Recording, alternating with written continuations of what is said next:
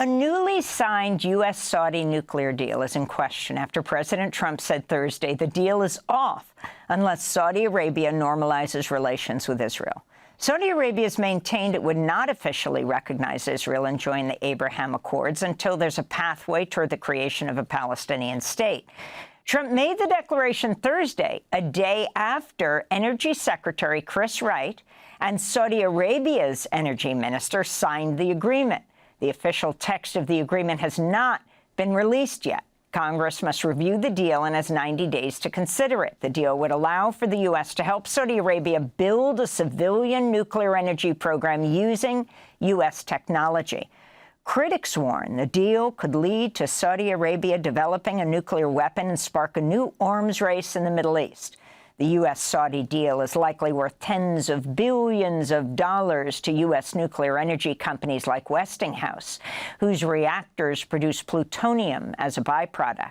Non-proliferation experts warn the waste could be reprocessed for use in nuclear warheads. This all comes as the U.S. has carried out a 13th consecutive day of strikes on Iran.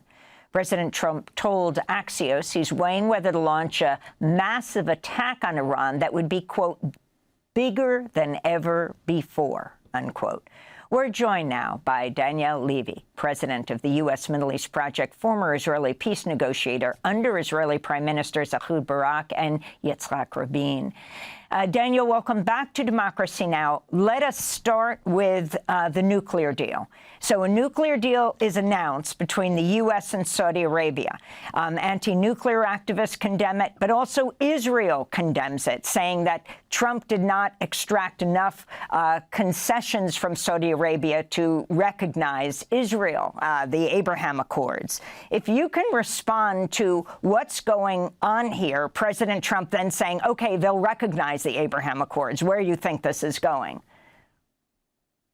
Right. So let's start with this appears absolutely on brand for a deal to be done. Apparently, there's nothing in there about the conditionality that for this to take effect, Saudi has to join this Abraham Accords, normalize without anything on the Palestinian front with Israel. Trump then apparently just makes something up, puts out a social media post, which undermines what was agreed just the day before. Very on brand. What you have today, Amy, in Israel is a kind of victory lap by Netanyahu. His office has put out his own post saying only thanks to our fantastic war against Iran and being strong have we been able to impose this condition. They are saying, here we are again. Israel is calling the shots again with the United States. Just earlier this week, you had a senior Israeli minister saying, it's very good what's going on between the US and Iran at the moment. Let the Americans do the work. Let them fight the war. So that's the response there. But if you step back a moment, then maybe this is, in the long run, and maybe not such a long run, another moment of clarity that is not going to work well for Israel. Because let's just look at this. If this deal was good for America, served American national security interests, served American economic interests, not just the profiteering of a few companies who may or may not be close and future or current contributors to Trump and others' election campaigns. But if this was good for America, then why would you condition it on getting something for Israel? Is this America first or Israel first? Who is the driving force here? So if it's good for America, do it. Don't make this conditional on getting something for Israel. It's the same game, by the way, that the Biden administration played for. So I think this will just further embellish this debate around America first, Israel first, the unpopularity of America being subservient to Israel, first of all. Second of all, in Saudi Arabia, how does this play out? They think they've done a deal. Then the Americans throw this wrench into the works. And the Saudis, yet again, are going to be scratching their heads and saying, well, these guys just aren't serious. They constantly undermine their own interests for Israel. Israel's a destabilizing, radicalizing factor in the region. Yes, we're not going to cut links. We're going to continue to be close to the US, but we have to hedge. We have to further look elsewhere for how we address our interests because the Americans can't be trusted. And finally, I would simply say, I do not think Saudi is about to normalize on these terms for a nuclear deal with America. That's not what's actually going to be the outcome of this, is my assessment. And Daniel, I wanted to follow up on that. This whole issue that the Saudi government has long claimed that it would not normalize relations with Israel unless there was a clear path to Palestinian statehood. Wondering your thoughts about that, but also about the impact on any negotiations with Iran. Since according to what we know so far about this agreement, the claims are that there will not be the kind of stringent inspection requirements on Saudi Arabia's enrichment program that the U.S. typically holds with any type of transfers of technology, and also the kind of stringent requirements that the U.S. was seeking to impose on Iran in any kind of negotiated deal about its nuclear energy program.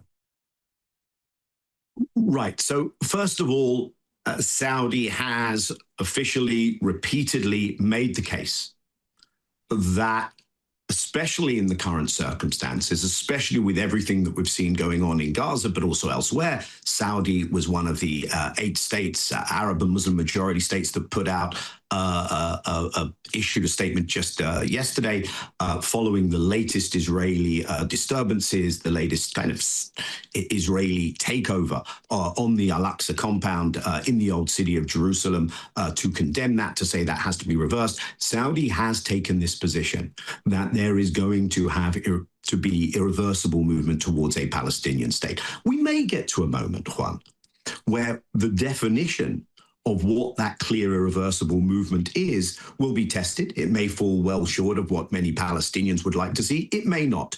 But the moment we are in right now does not lend itself to an Abraham Accord style total abandonment of the Palestinians, warm embrace of Israel under these circumstances. So I don't think that is going to happen.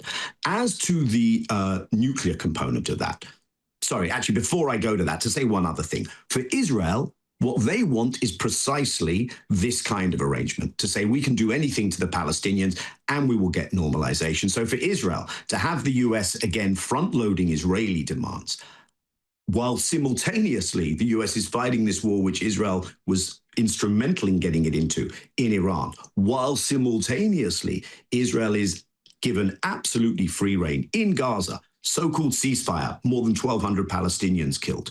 West Bank, as we speak now, there are settler rampages with the army either supportive or standing by taking place. Massive destruction of infrastructure inside the West Bank. What I've just mentioned in terms of changing the status quo at Al-Aqsa. So from the Israeli perspective, what's not to like, unless you're being strategic and foresighted, in which case you say we are losing public support in America. But anyway, parking that. The actual nuclear enrichment civil program provisions, from what we understand, we don't, I think, have the details, from what we understand has been agreed between the US and Saudi. It's hard to make the case that you would make this deal at the same time that you're trying to impose more onerous conditions on Iran and think this works well for you. So something has gone astray here.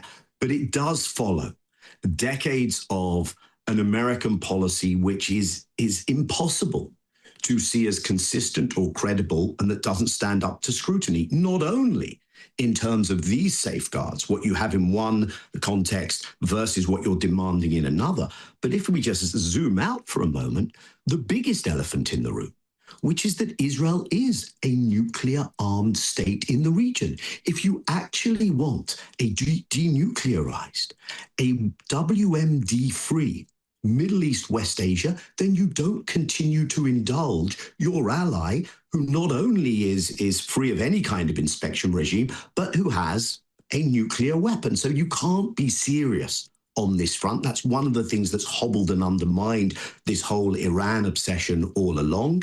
By the way, I think if Saudi were hell-bent on a nuclear weapons program, there are simpler ways of getting there. There is the relationship with Pakistan. People have often pointed to that. But this is likely to lead to more of a potential proliferation. Other states in the region are going to look at it and say, well, maybe we need to be in the business of an enrichment program that could, as and when needed, be used.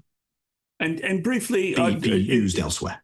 In about 30 seconds or so, can you talk about the optics of the United States reaching this deal with Saudi Arabia, nearing the 25th anniversary of the 9/11 attacks on the United States, where not only Osama bin Laden, but the majority of the hijackers were Saudi?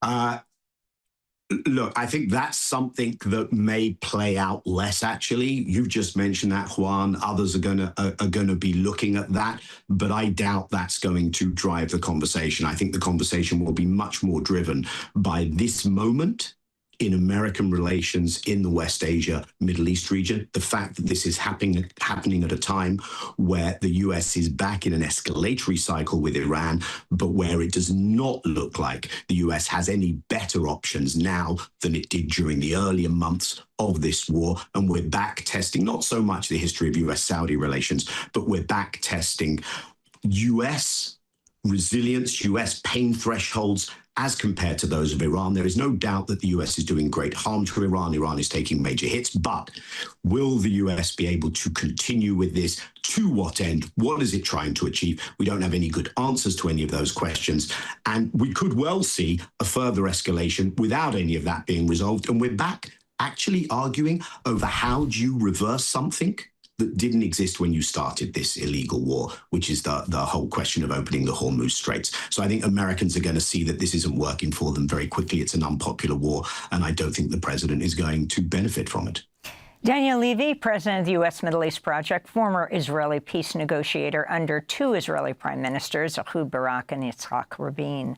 Thanks for watching Democracy Now! On YouTube. Subscribe to the channel and turn on notifications to make sure you never miss a video. And for more of our audience-supported journalism, go to democracynow.org, where you can download our news app, sign up for our newsletter, subscribe to the daily podcast, and so much more.